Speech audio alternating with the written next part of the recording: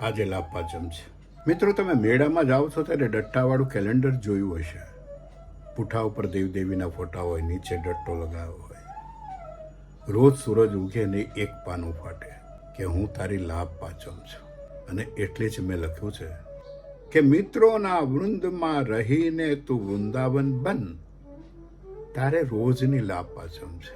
હું જ અમાસ છું, હું જ 14 છું અને હું જ સૌની ચોથ છું.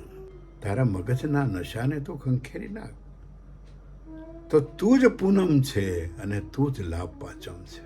પણ જેના જીવનમાં શ્વાસે શ્વાસે કપટ ઝૂલે, મારા છાપામાં મારી છબી ફૂલે, આત્મ પ્રસિદ્ધિ, હું જ પહેલો, હું જ છેલ્લો, બાકીના બધા નકામા.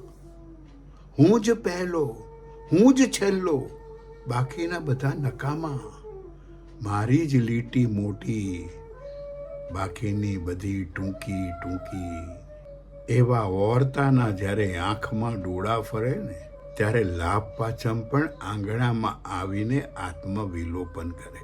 અલ્યા ભાઈ, જ્યાં હું અમાસ વસાવીને બેઠો છું, જ્યાં હું અમાસ વસાવીને બેઠો છું, ત્યાં લાભ પાંચમ પણ આવીને ઠૂંઠે રડે. લોખંડનો દુશ્મન કાઠ, લોખંડનો દુશ્મન કાઠ, પાટે પણ ફીટે નહીં. પાઘડીનો વડ તો છેવાડો શોધે છે હવે, પાઘડીનો વડ તો છેવાડો શોધે છે હવે. લાભ પાંચમ આવે ખરી, વસે નહીં, પણ હેલ્લો કરીને ચાલતી પકડે.